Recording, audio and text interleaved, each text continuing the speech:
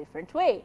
We speak about Miracle Baby. Miracle Baby, anyway, Miracle Baby has had quite a journey as well in terms of life. I mean, after he got diagnosed with what was it, gastrological issues, yeah, where he was struggling with gastrointestinal conditions that led to him having to get into surgery after surgery after surgery, and the grim stories about his stomach lining just like splitting, his intestine just splitting, and you know, the refuse going all over his body and making him cystic.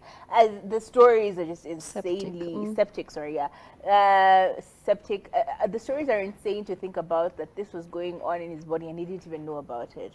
But in addition to him being a champion of gastrointestinal conditions, he has also been a champion of Gengetone. In fact, Gengetone was birthed by Sailor's Gang in 2017, where they released really, really big songs like Wakirido. We all remember Wakirido, Packaging, and the biggest one, Wamlambes.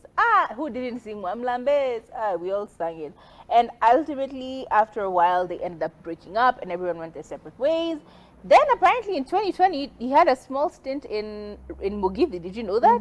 He had Mugithi with his wife, Carol Katru, and they had some few bangers that were coming out. I may have not heard some of them, but they had a song called Wendo Weterere, and Kanagaitu, which are both Kikuyu songs. I am not Kikuyu, but I can read it. Yeah.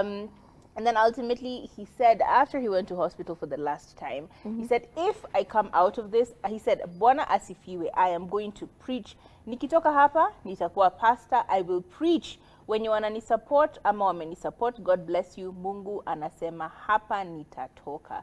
So basically, it feels like because he went through this very strange, huge, traumatic life experience with his health, most people tend to end up, you know, turning to God or some form of religion. And I feel like this is exactly what happened. He went through a tough time in hospital, and he really just felt like, you know what, if I come out of here, I will rededicate my life to Christ, and I will preach the gospel because he saved me. And ultimately, this is what has happened. After he left the hospital and he's been out and about for a bit, he actually did take a picture with this particular guy. I think it's a preacher who's called John Paul, and he posted a caption saying, "Thank you, Apostle John Paul, kwa kunisalimia na mafuta, nitatumikia Mungu hadi mwisho wa dunia." So basically, he is now formally a pastor, guys. He has been sanctified by the oil, and he says he will make sure his promise to God is coming true by becoming a pastor. So I think congratulations to him. I feel like anyone who finds a calling, whatever the calling is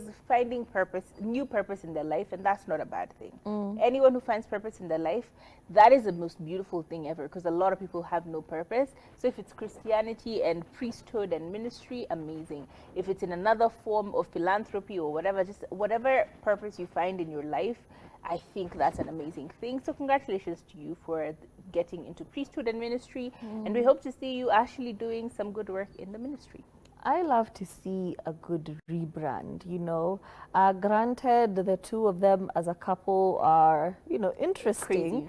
A bit, yeah. So, but I'm just happy to see him find peace and find purpose and just find something to live for, because that's what we want at the end of the day.